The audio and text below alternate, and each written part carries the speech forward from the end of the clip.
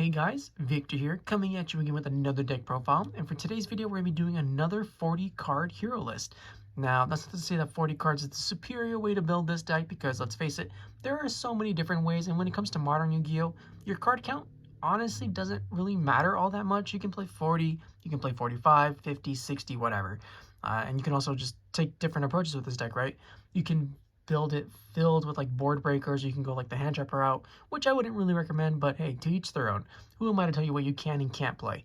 So with that in mind, let's jump straight into it. As always, we're going to be starting off with the monster lineup first, and we're of course going to be talking about the elemental hero monsters that we play first, being the 2 elemental hero Stratos, the 1 elemental hero Neos, and the 1 elemental hero Shadow Mist. So I finally decided to cut Blazeman from the list just because Dimension Shifter did get limited, and that was actually one of the biggest reasons why I was playing Blazeman, just because if you got hit by the Shifter, you basically just auto-lost, and that's just no longer the case anymore because we can pretty much take advantage of our grave for the most part, as we're basically never going to get hit by Shifter. However, there are certain situations during games 2 and 3 where you do get hit by Artifact Lancia, which is basically almost equivalent to being hit by Dimension Shifter. So there are certain times where I wish I was still playing Blazeman, especially post game 1, but for the most part, this ratio is perfectly fine. Then for the Vision Heroes, there's only 3 of them that we play, being the 3 Vision Hero Faris, 2 Vision Hero Increase, and 2 Vision Hero Vyon. All the other Vision Heroes are terrible. You don't need to play those. You can play 1 Vision Hero Increase if you want, and genuinely, like, the ratio doesn't really matter all that much. Like, I know you're going to say you got to play more than 1 Increase or you're just going to brick on the 1, but I don't know if it's the same for everyone else, but the more I play this deck, the more I feel like we just don't even really need the Vision Heroes all that much. I know, crazy thing to say, but they're just constantly, or I'm constantly going through games where I just don't even take advantage of the engine, whether it's because like I don't draw it or I just don't feel the need to search it because we already have all the engine pieces that we need. But obviously it's still really good, as Faris plus 1 other hero monster basically gives you full combo every single time. But yeah, I don't know, this engine, while it's still obviously very good, it's just nowhere near as impactful as it once used to be. But maybe I'm just playing the deck wrong. I don't know. But yeah, that's it for the Vision Heroes. And then for the D Heroes, same lineup as always, being the 3 Destiny Hero Malicious, the 1 Destiny Hero Denier, and then the 1 Destiny Hero Plasma, just to round it out. And as far as like Plasma goes, this was also something that was losing effectiveness somewhat frequently, just because Exit Rizio completely bodied the end board for this deck in most situations. But the Rizio deck, consistency-wise, did take some pretty big hits, so something like Destiny Hero Plasma is going to be able to last a little bit longer. And there's not to mention that also a deck like Atlantean Mermail, right? Which, I mean, if you get Darklaw out, that deck is basically an auto-win, but if you're not able to get the Darklaw out, and you just typically ended on like a normal field of like Plasma with like an Enforcer, it was very easy for them to break your board. But you're probably not going to be seeing that deck anymore anyways, because they did lose Bahamut Shark as well, right? So something like Destiny Hero Plasma does become a lot more effective. However, you do have to be a little bit more cautious, especially because Nibiru is probably going to be seeing a lot more play lately, but we'll cross that bridge when we get to it. As for now, this is perfectly fine. And then for the final 2 hero monsters that we play in the main deck, we're playing the 1 Evil Hero Adusted Gold to be able to search out our Evil Assaults and Dark Contacts, and then also be able to search out Dark Supremacy for games 2 and 3 when we're able to guarantee going first, as well as the 1 Evil Hero Dead End Prison, as it's basically just, it's a Foolish Burial that turns into King of the Swamp, right? So yeah, it's just really solid cards, and I never really feel like you need more than that. You can play like the other cards like Sinister Necrom to try and cheat these cards out from the deck, as well as just have it as like fodder for your Vision Hero Faris's, or the, I believe it's called Infernal Rider, right? The level 6 that you can use this as Super Poly, but I don't know, they just feel so unneeded and unnecessary at times. But like I said earlier in the video, you can play whatever you want, right? Who am I to tell you what you can and can't play? And then lastly, for the final 3 cards in the deck, they're not hero monsters, but we still need them, being the 3 Ash Blossom and Joyous Spring. Now, I still hate hand traps in this deck because I feel board breakers mesh a lot more seamlessly, but we do need to play 3 Ash Blossom just so that we don't auto lose to cards like Fuelos or Perulia, right? So yeah, 3 Ash Blossom, literally just there for Fuelos for the most part, and it's basically just there to keep us in the game, or at least try and build a board. And it does get its job done. So with that, that's the monster lineup, and now we can finally move on to the spell and trap portion of the video. Now that we're on the spell and trap lineup of the deck, we're going to be playing 3 Hero Lives, as it's basically the best starter in the deck, right? You just pay half your life points and then you get to special summon out a level 4 or lower elemental hero monster. And whether you're summoning elemental hero Stratos or elemental hero Shadow Mist, you're basically going to be accomplishing some kind of game plan, right? As Stratos will add you any hero combo piece that you may need, and the Shadow Mist will be able to add you the match change, which can, just sometimes straight up win you the matchup depending on what deck you're going against. Yeah, no matter what monster you decide to bring out with this, it's going to help you accomplish your game plan as smoothly as possible. Then, to go with the 3 hero lives, we're still playing 3 Fusion Destiny. So even though this card obviously isn't as good as it used to be because it does lock you into Dark Heroes, and with the way that the modern hero deck plays, we just play a million different attributes, it's still extremely important to have access to a 1-card Destroyer Phoenix Enforcer, as well as potentially a Destiny Hero Dangerous or a Destiny Hero Dystopia, both of which we are going to be playing in the extra deck as well, in addition to the Destroyer Phoenix Enforcer, as it does give us a little bit more variety and flexibility in the cards that we are able to send. But yeah, for the most part, like if you can, just try to hold this card for last, because if you start with it, you just cripple your deck severely in the amount of plays that you can potentially make. So this is more like a last resort, I guess, instead of a automatically fire it off if you have it in your hand. But even so, it's still incredibly powerful, and there are a lot of decks that just do crumble to a single Enforcer. So yeah, card's pretty good. And then for the final 3 spell that we're playing, it's going to be 3 Forbidden Droplet. So this is something that has been missing from the deck for a very long time, and that's purely because of Dimension Shifter existing. But with Dimension Shifter being limited, I finally feel confident enough playing this card at 3, and it's still honestly like incredibly powerful just because it allows us to dodge our opponent's effect veilers or infinite impermanences, while at the same time being able to negate our opponent's monsters effects. And not only that, it's just like a very good generic card to help you go first, or sorry, help you go second. And even if you're going first, it's not the worst card to open, because there are a lot of really impactful cards that you can just straight up negate and end your opponent's turn if they fail to actually like resolve, right? So yeah, I'm so happy that I'm able to add this back into the deck. And honestly, just it's such a phenomenal card. I don't see why you wouldn't want to play it in a deck that typically thrives when it's able to just OTK your opponent straight up. Not that you should be focusing on OTKing your opponent, but it's nice to have the option, right? Then that's it for the 3 ofs, and then for the 2 ofs, we're playing 2 Evil Assault. So this is a card that I actually used to play at 3, but it being a hard once per turn, as well as being by far like the worst card to get hit by Ash, as there are a lot of situations where the card that you discard, if it's not like a Malicious or a Shadow Mist, and you get hit by Ash, you're just going to be in like a really difficult position because you've lost so many resources right off the bat. And it's just something that you want to avoid at all times. But it's still obviously a really powerful card, right? As in addition to being able to get rid of cards like Malicious and Shadow Mist from your hand, it's able to special summon or add a level 4 or lower evil hero monster from your deck.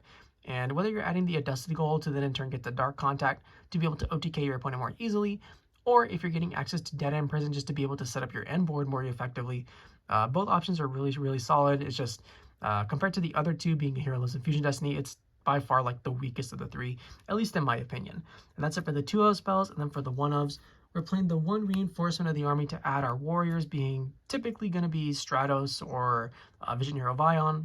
Me personally, it's probably going to be Vyon most of the time, but yeah, I'd just much rather play this over something like Emergency Call, because we only play 4 hero monsters, right? And they're just not very good on their own, but this one has like a lot more variety for what he can add.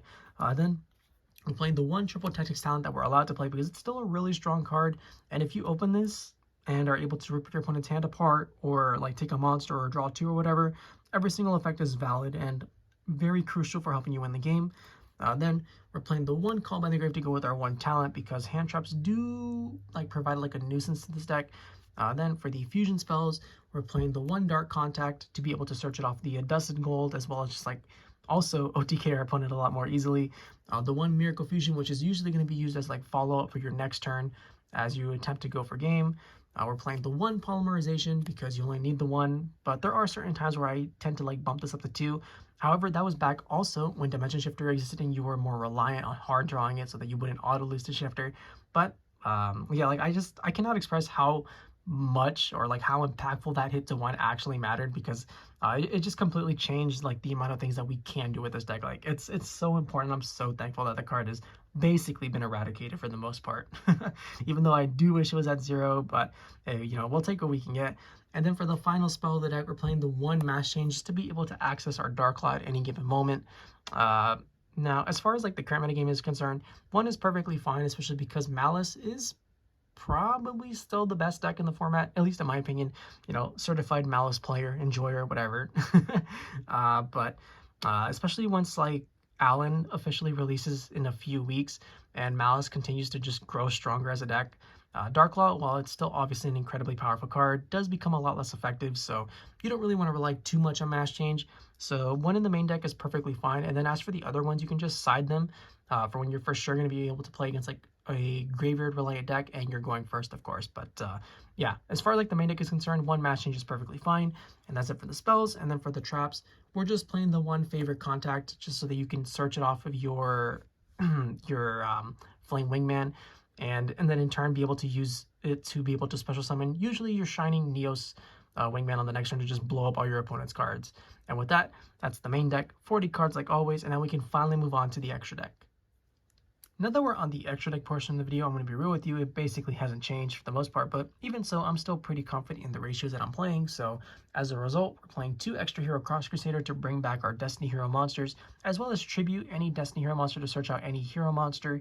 Then we're also playing the 1 Extra Hero Wonder Driver to reset all our fusion spells and traps. And then lastly, we're playing the 1 Extra Hero Infernal Devicer, which is literally just there to search out Elemental Hero Neos. And that's it for the links. And then for the fusions, for the Evil Hero fusions, we're just playing 2, being Darkest Night to be able to OTK our opponent more easily, and then Evil Hero Neos Lord, because this one essentially just allows us to take our opponent's monsters, and depending on when it's used, can be pretty crippling towards the opponent. So yeah, pretty useful effect. That's it for the Evil Hero fusions. You don't need anything else. It's just these guys are perfectly fine. But for the D Hero fusions, we're playing 1 Destiny Hero Dangerous. Now, while we no longer play the Liquid Soldier, which means that we can't go for the 1 card Fusion Destiny leading into Master Hero Darklaw, that's perfectly fine, just because what you're typically going to want to send when you summon this card is going to be like a Destiny Hero Malicious plus an Elemental Hero Shadow Mist. And what we're really banking on now is that Shadow Mist search pretty much giving us access to whatever we may need in the certain situation, right? It can get us a Stratos for the normal summon, which isn't impeded by Fusion Destiny. It can get us a Plasma. It can get us it can get us any hero monster, right? That's what Shadow Mist does. But then, not only that, but this will eventually lead into you linking into the Extra Hero Cross Crusader, which in turn gives you another second search. But yeah, it's still perfectly fine if you just desperately need a search at that moment. And then we're playing 1 Destiny Hero Dystopia, as it's basically just a time card at this point. But there are a lot of situations where you just hard summon this, as it's able to pop a card on the field as long as its attack is different. And that means if you have like an Elemental Hero Sunrise, or for example, if you're playing against a Sky Striker player and they have a Shizuku on the field, you can just summon this guy out, and then its effect is basically always going to be live to have a free pop. So, you know, just things to think about. Then for the final D hero, we're playing the best one, being Destroyer Phoenix Enforcer, as it's a quick effect pop, much like Dystopia, but it doesn't need to have different attack. It pops whenever you want. And then it also has the added bonus of when this card is destroyed, you're able to special summon any D hero monster from your graveyard during the next standby phase, which, you know, pretty solid, as it does provide you with a recurring resource that is a little bit difficult for your opponent out, especially now that cards like Druid Worm is at 1, as well as like Dimension Shifter being limited. So yeah, card is a-okay.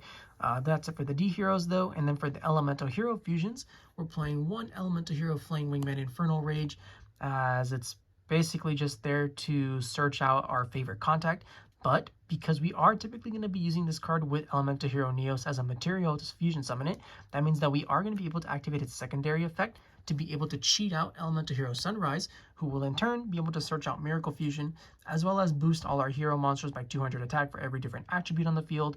And as if that wasn't already enough, if this card is still in the field, right, which it typically is, unless you use it as like fusion material, if your hero monster decides to battle, and that's if it attacks or is attacked, you're able to pop a card on the field for free, and you are able to catch a lot of people off guard with that effect. So, you know, just be aware. Then we're also be playing 1 Elemental Hero Escuridao. Now, this is always the one that I get the most flack for, But I've said it before and I'll say it again. As long as I play a card like Fusion Destiny, I want something that can be easily summoned by Miracle Fusion that can basically still allow me to go for the OTK on our opponent, which this is basically the only card that provides that for us because it does so happen to be a dark monster with fairly easy summoning requirements, being just one elemental hero monster and a dark monster. So yeah, it's really just there. It allows us to get that extra push, which does come up fairly frequently despite what others may claim. Then for the other elemental hero fusions, we're playing the one shiny Neos Wingman, which allows us to break our opponent's board, particularly during their turn, because this is going to be like your main target for your favorite contact. And then it also can't be destroyed by card effects, and it gains attack too. So yeah, this card pretty nice to have in conjunction with all your other hero cards.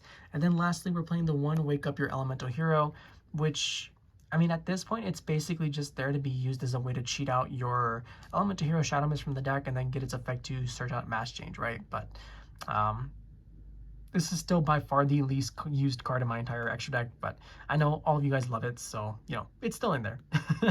And that's it for the Elemental Hero Fusions. And then for the final card, we're going to be playing the one Masked Hero Darklaw, because there are just certain matchups that Darklaw auto wins against. Malice is not one of those, but you're not supposed to be summoning this against Malice anyways.